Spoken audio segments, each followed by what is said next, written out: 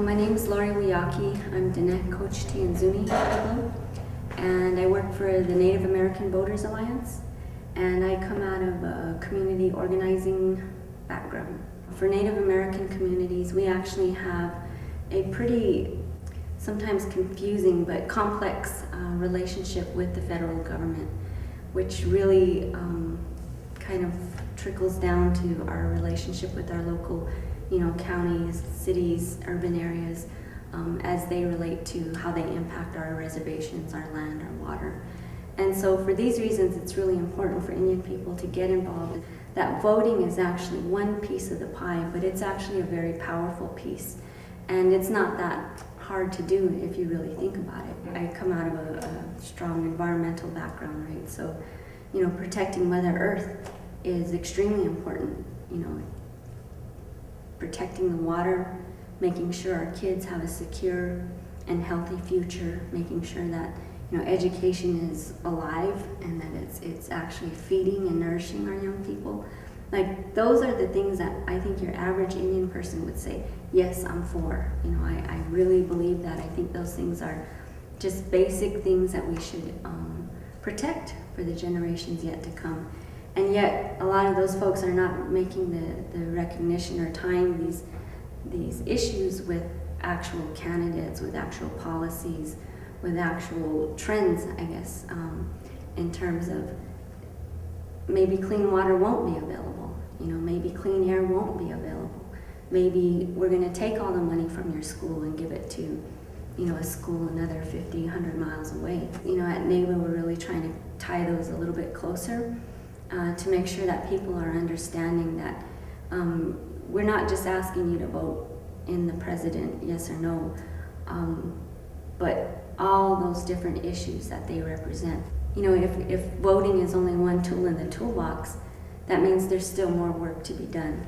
After Election Day, I think it's really critical that we begin to find ways to develop ways to hold our elected leaders accountable to the different issues that they said they would champion for our communities. So for those sorts of reasons, we're really, like I said, pushing on our own folks, our own community, to make sure that we start to build a stronger, active, and informed electorate, right? So that way, when we do talk to power, when we go speak with our legislators, senators or whomever, that they will know that, we actually are showing up to the polls and voting.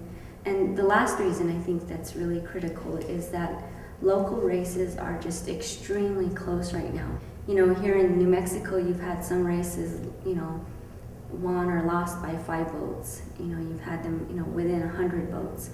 With a small community, even like Tesuque Pueblo or Sandia Pueblo, maybe they don't have the biggest population, but if they decide that they want to all vote and vote as a block, or, make their decisions based on, whichever policies or candidates are going to make the best decisions for Indian people, it really makes sense then that your 98 votes or your 112 votes or 300 votes actually means something, and that can actually sway and swing the vote towards a candidate that's really going to be looking out for the interest of Native people. I really think it goes back to protecting what is near and dear to our hearts, right? If you're a Native young person, you registered to vote in 2008, you need to hang in there, because change doesn't happen overnight. We can't just elect the first, black president and suddenly walk away and think that he's going to do everything by himself. I think that it requires all of us from all the different levels, and regular folks like us, we need to make sure that we do our part, and I really encourage young people to begin to think about politics. The truth is, that's really where the decisions are being made about you, about your community. We should vote and do what we need to do to protect, our rights, and to enhance and to develop our rights in a way that is useful and pleasing to the holy people, the holy creator, the holy beings. And so in that way, if you think about it on that level, that all those medicines that are out in the world, all those good people that are out in the world, by voting we can actually be helpful to them. at least with the Native communities, I think there's a real interest in like, let's put our chips in because things are tight. You know, those budget priorities are tight.